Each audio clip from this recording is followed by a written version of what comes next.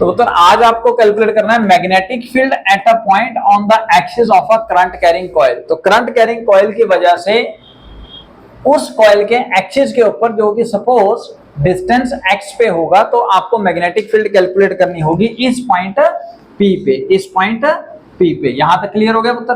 तो इसके लिए हम सपोज एक सर्कुलर कॉइल ले रहे हैं और सर्कुलर कॉइल आपकी suppose out of the plane पड़ी है, यानी कि इस तरीके से 3D में ऐसे, ठीक है। 2D में उसका पिक्चर देखोगे तो आपको ऐसा नजर आएगा। इसका रेडियस है कैपिटल R। आपने सेंटर से यानी कि एक्सिस के ऊपर पॉइंट P ले लिया which is the distance x। यहां तक क्लियर हो गया जी?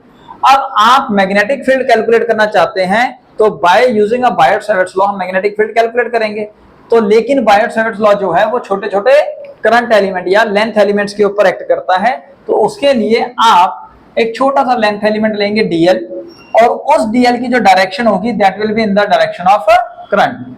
ठीक है, हमने इस तरीके से कॉइल लिया है और कॉइल के अंदर करंट अभी मैं क्लॉकवाइज लेके चल रहा हूं। ठीक है, अगर करंट क्लॉकवाइज है और लेंथ एलिमेंट करंट की डायरेक्शन में है तो इस पॉइंट पे, अपर पॉइंट पे, जो पॉइंट अपर पॉइंट लिया हमने जहां लेंथ एलिमेंट लिया वहां पे करंट अंदर को हो जाएगा। तो यानी कि हम कह सकते हैं सर लेंथ एलिमेंट की डायरेक्शन भी अंदर को।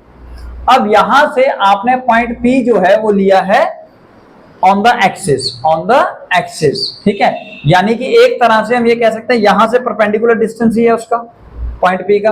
तो मैं थोड़ी देर के लिए पॉइंट P को खींच के ऊपर लेके आ रहा हूं just at the perpendicular to dl। तो अगर आप देखें तो ये पॉइंट P अगर उठा के ऊपर लेके जाया जाए और आपकी कॉइल इस तरीके से, जैसे मेरा हैंड है इस तरीके से प्लेन में पड़ा है और पॉइंट P कुछ इस तरीके से होगा पुत्र, तो उस हिसाब से अब लेंथ एलिमेंट, करंट एलिमेंट कह लीजिए, लेंथ एलिमेंट कह लीजिए, उसके बीच में और पॉइंट P के बीच में जो पोजीशन वेक्टर आपने ड्रॉ किया है R, वहां पे एंगल कितना है 90 डिग्री।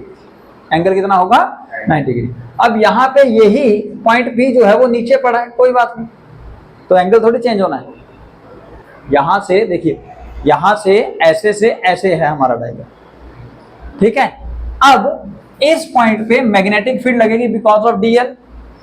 अब सबसे पहले आपको ये पता लगेगा कि dl और r के बीच में एंगल कितना है 90 डिग्री।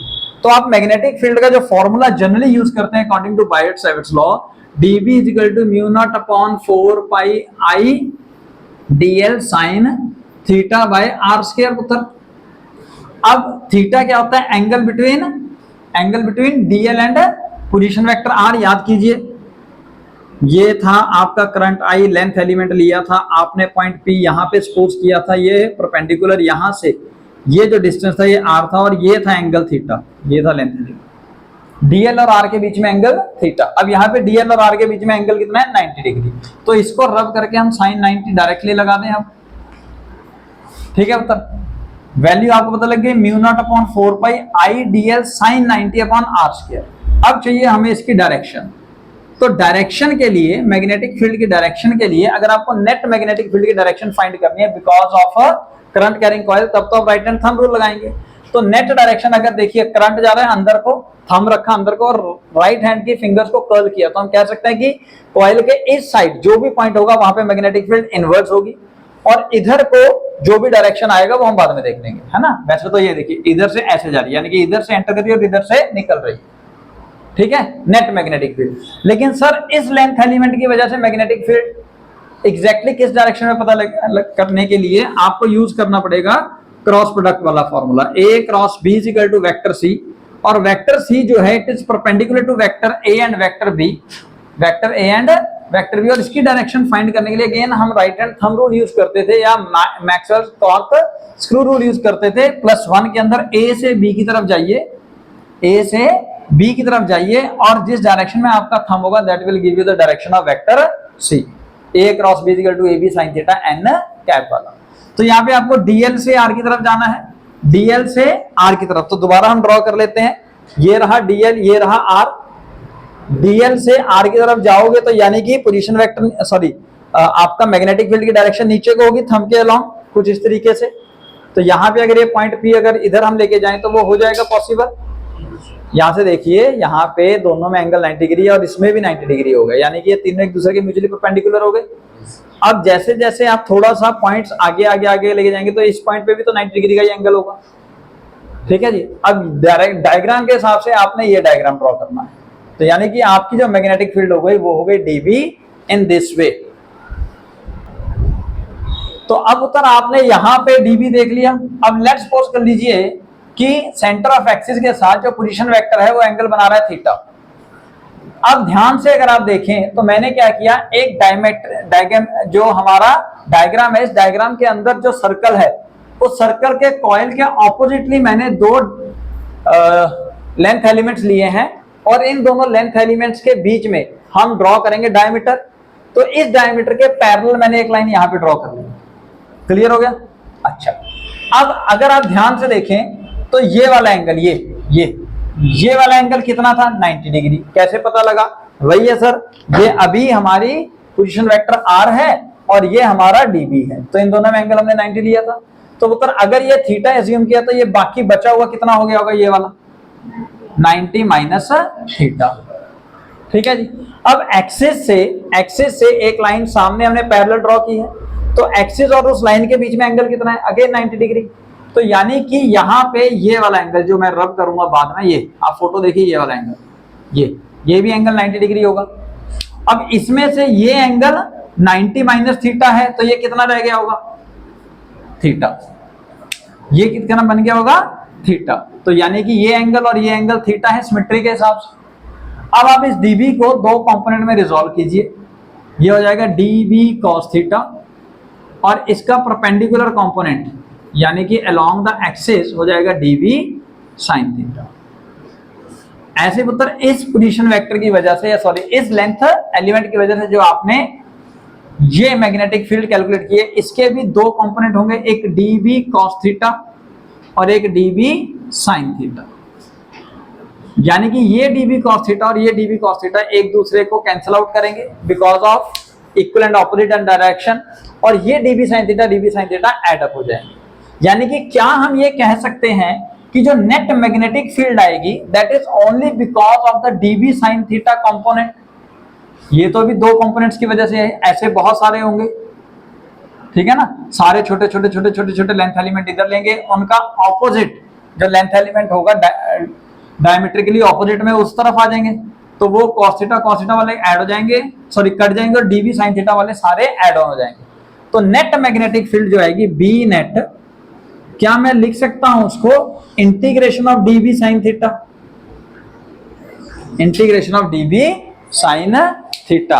अब आपको डायरेक्शन का भी पता लग गया कि डीएल क्रॉस आर वाला यानी कि जो वेक्टर फॉर्म वाला मैंने यहाँ पे यूज किया था, और अल्टीमेटली बी नेट आ गया डीबी साइन थीटा। अब जो जो वैल्यूज है वो हम लिखेंगे।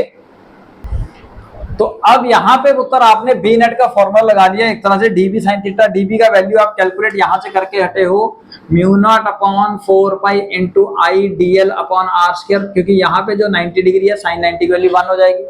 डायरेक्शन आपने फाइंड कर ली है। अच्छा, अब यहाँ पे आपने फॉर्मूला लगाना है डीबी साइन थीटा। अब ये वाला थीटा नहीं था, यहाँ पे थीटा क्या है? Theta is the angle between dB vector and parallel line, ये ध्यान रखिएगा। तो mu naught upon 4 pi I dl upon r square, ये वैल्यू आपने पुट करी है डीबी की। उसके बाद साइन थीटा को खत्म करने के लिए आपने यहाँ पे यूज किया परपेंडिकुलर अपॉन हाइपोटेन्यूज। तो परपेंडिकुलर क्या होता है यहाँ पे? आर, और हाइपोटेन्यूज इज स्मॉल आर। तो small r upon capital r लिखा, जो जो कांस्टेंट है उसको बाहर निकाला, mu naught upon 4 pi I into capital r upon small r का क्यूब डीएल अंदर, और इसका इंटीग्रेशन। डीएल की जब इंटीग्रेशन करोगे तो वो आ जाएगा पूरे के पूरे सर्कल का सरकमफ्रेंस, तो वो हो गया जी 2 पाई इंटू कैपिटल आर उत्तर। अब जो जो करता है काट दीजिए, then you will get a value mu naught upon 2 into I into capital r square upon r square plus x square 3/2। This could be the formula for magnetic field at a point P which is a distance x from the center on the axis of that current carrying coil whose radius is r having a current I। ठीक है जी। और net direction sir ऐसे inwards, यानी कि towards the, अगर current जा रहा है क्लॉकवाइज तो नेट डायरेक्शन इज टू, इस पॉइंट पे towards the coil, towards the coil.